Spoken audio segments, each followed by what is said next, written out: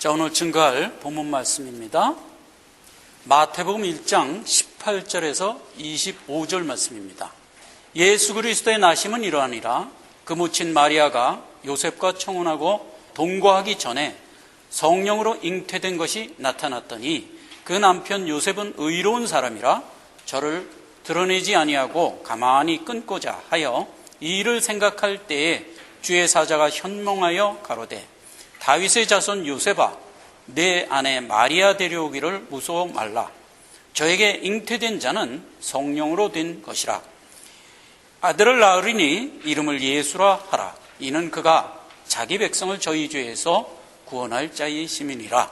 이 모든 일에 된 것은 주께서 선지자로 하신 말씀을 이루려 하심이니 가라사대 보라 처녀가 잉태하여 아들을 낳을 것이요 그 이름을 임마누엘이라 하리라 하였으니 이를 번역한즉 하나님이 우리와 함께 계시다 함이라. 24절 요셉이 잠을 깨어 일어나 주의 사자의 분부대로 행하여 그 아내를 데려왔으니 아들을 낳기까지 동침지 아니하더니 나음에 이름을 예수라 하니라. 아멘. 이 말씀을 중심으로 해서요 성탄절 예배 말씀으로 은혜를 받고자 합니다. 하나님께서 구속사를 여시면서 자기 자녀들을 이 땅에 만들어 살게 하십니다. 그래서 이제 하나님이 일반적으로 살아가는 모든 자기 백성들에게 분복을 주십니다. 여러분, 우리가 이 땅을 살아가면서 받는 분복이 무엇이겠습니까? 성경은 아주 간결하게 그것을 얘기하고 있습니다. 사도행전에 보면 사도 바울이 전도를 하면서 사람들에게 하나님이 이런 분이다 하는 것을 얘기할 때 이렇게 얘기했어요. 사도행전 14장 17절에 하나님에 대한 얘기를 하는 겁니다. 그러나 자기를 증거하지 아니하신 것이 아니니 곧 너희에게 하늘로서 비를 내리시며 결실기를 주시는 선한 일을 하사 음식과 기쁨으로 너희 마음에 만족해 하셨느니라 그랬어요. 자, 이게 일반적인 얘기입니다. 하나님이 하늘에서 비 내리시고 햇빛 비춰주시고 해서 모든 만상에 결실을 나게 하시고 그것을 우리로 하여금 취하여 먹고 마시며 살아가게 한 것, 이게 복이란 말이에요. 이게 이 땅에 살아가는 사람들의 이 땅에서의 복이다 말이에요. 자, 이 얘기를 구약에서는 어떻게 했냐면 전도서 9장 9절에 이렇게 얘기를 했습니다. 내 헛된 평생의 날에 곧 하나님이 해 아래에서 내게 주신 모든 헛된 날에 이렇게 전제를 하면서 사랑하는 아내와 함께 즐겁게 살지어다. 이는 내가 일평생의 해 아래에서 받은 분복이니라 그랬어요. 자, 여기서 이제 사랑하는 아내와 함께 살아라 하는 얘기는 사랑하는 남편과 함께 같은 얘기입니다.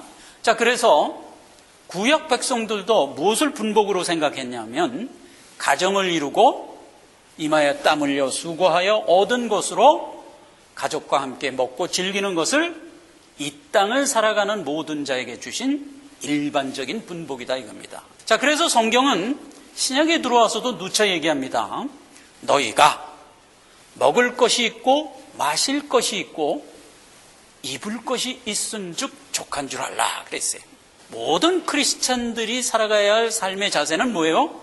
주신 것을 늘 감사하면서 기쁘게 살아가면 되도록 되어 있습니다.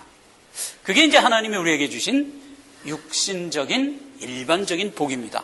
자, 이러한 복을 받고 살아가는 우리에게 하나님이 참복, 영적인 참복 하나를 더 주십니다. 자, 그게 무엇입니까? 그게 바로 예수 그리스도를 우리에게 보내주신 겁니다.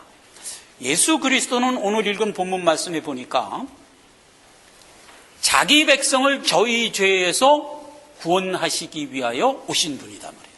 아담의 후의 인류는 죄 중에 떨어져서 죄인이 된 채 살아가죠. 이대로는 소망이 없습니다. 왜냐하면 이대로는 이 땅을 살아가다 수완이 끝나면 끝납니다. 그러나 예수님이 그러한 자기 자녀에게 영생을 주시려고 이 땅에 오셨습니다. 그것이 성탄이다 이겁니다.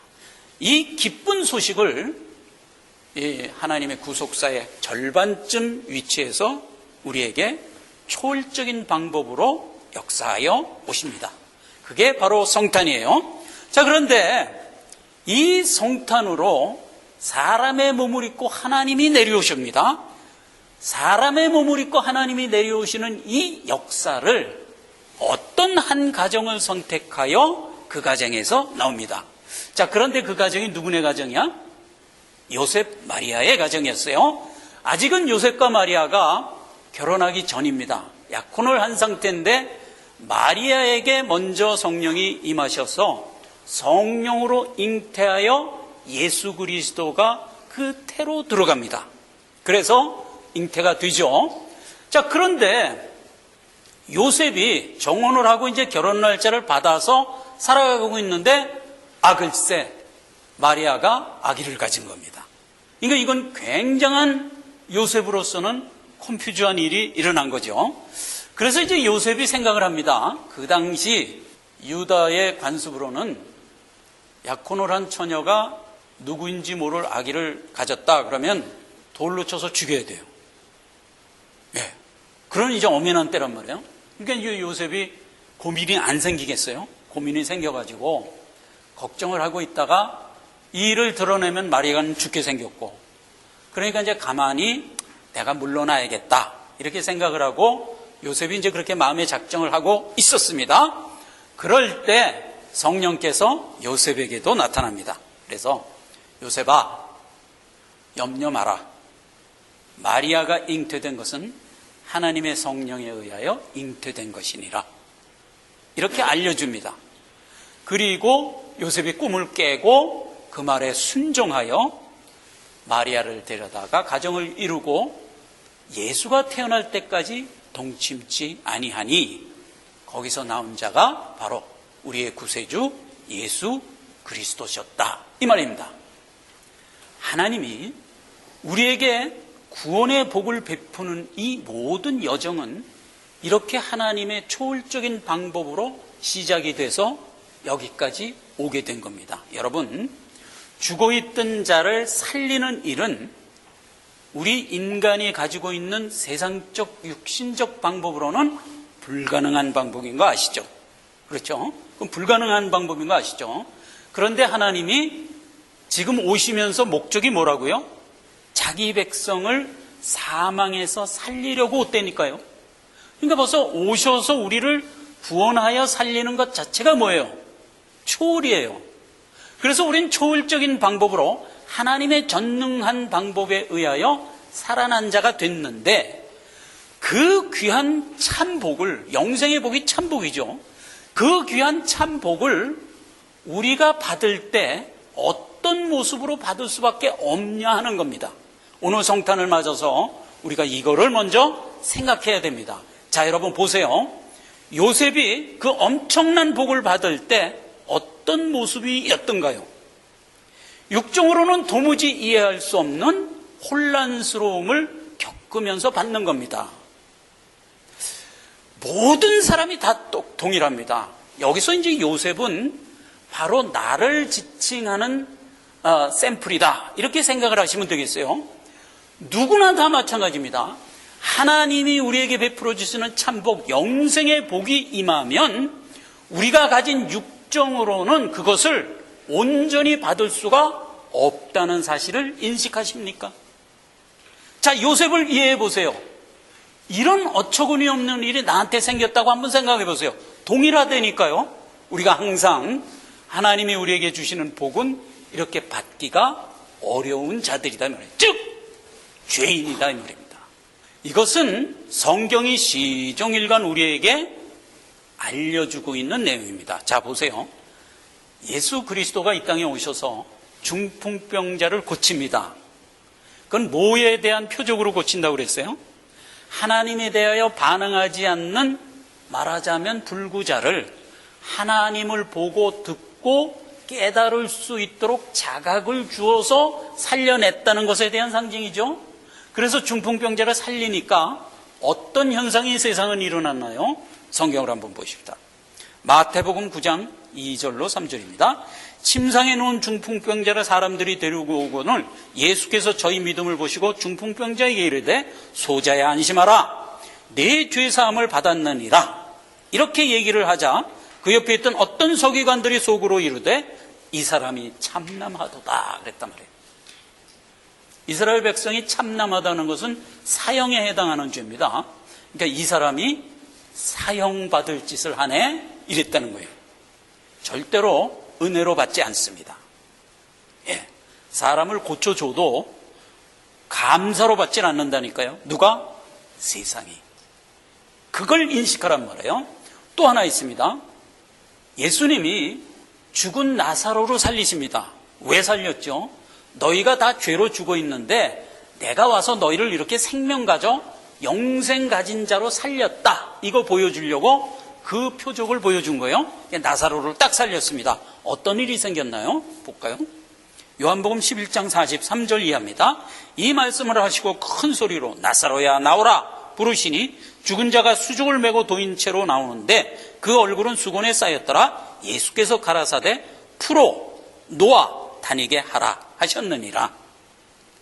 53절 그걸 보고 있는 유대인과 바리새인들이 이날부터 저희가 예수를 죽이려고 모의하니라 말이에요. 그러니까 죽은 자를 생명 주어 살리면 세상은 어떻게 한다고요? 일을 간다고요. 일을 간다고요. 이게 죄된 세상이 하나님이 내려주시는 은혜를 받은 모습이란 말이에요. 우리는 안 그랬을 것 같습니까? 우리도 그렇다니까요. 우리도 처음에 예수님이 우리에게 주시는 은혜의 복음을 받을 때 처음에 거부를 했던 우리 자신을 되돌아보시다 이 말이에요. 그러나 그러한 우리에게 하나님이 암탈기 병아리를 품듯 계속 품어 우리에게 깨닫게 하시고 은혜 주시고 말씀하시고 해서 우리의 눈을 열어주셔서 우리가 비로소 믿고 나왔단 말이에요. 자, 요셉을 보세요. 컴퓨즈가 돼갖고 가만히 끊고자 했단 말이에요. 여기 말은 가만히 끊고자 했지만 헤어지려고 마음을 작정했다는 얘기잖아요. 그렇게 작정한 요셉에게 하나님이 어떻게 했어요? 끈질기게 와서 설득하는 겁니다. 요셉아, 이 얘기가 뭐 새로운 얘기냐? 옛날에 이사야 선지자 700년 전서부터 예고됐던 얘기 아니냐? 뭐 그렇게 새롭게 생각하냐? 하나님이 문들 못하겠느냐? 무엇이 컴퓨즈냐? 하나님이 성령으로 잉태하여 구세주가 났다는데 무슨 걱정을 하느냐? 끈질기게 설득하여 어떻게 됐어요? 요셉이 그것을 동의하고 믿음으로 받아 그 은혜를 결국 받잖아요. 우리가 그렇게 받은 거라고요. 그래서 성경은 얘기합니다. 오늘날 너희가 하나님께로부터 나오는 이 귀한 복음의 말씀이 선포되면 이 말이에요. 되면 일반적으로 세상이 가지고 있는 그 강팍함에서 떠나 너희 마음을 온유하게 하고 부드럽게 하여 받아 네 것이 되게 하라. 이렇게 얘기를 하는 겁니다. 모든 사람에게 주님이 이렇게 권면을 하는 겁니다. 요한일서 5장 20절입니다.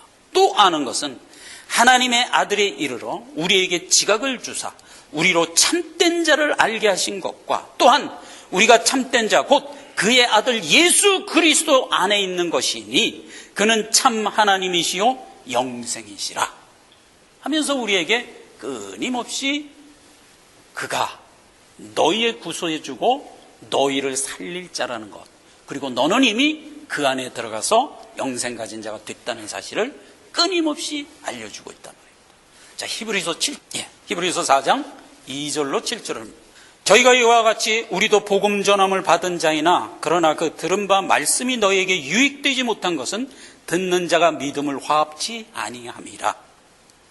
오랜 후에 다윗의 글에 다시 어느 날을 정하여 오늘날이라고 미리 이같이 일렀으되 오늘날 너희가 그의 음성을 듣거든 너희 마음을 강팍해 하지 말라.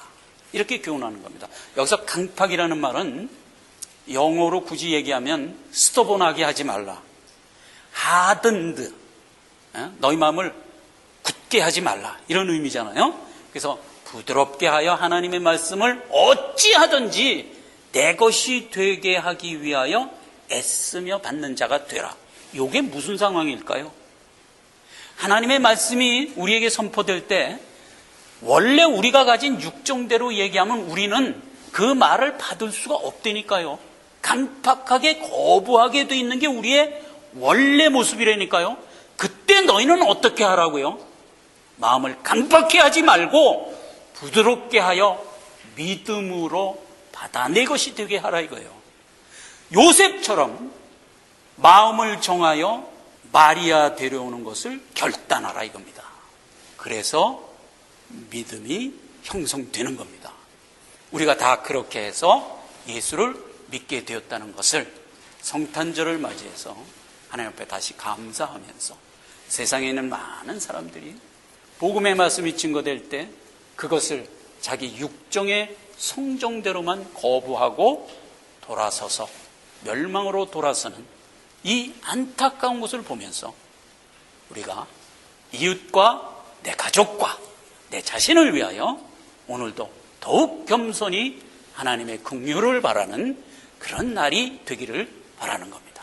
기도하겠습니다. 아버지 하나님 은혜를 감사드립니다.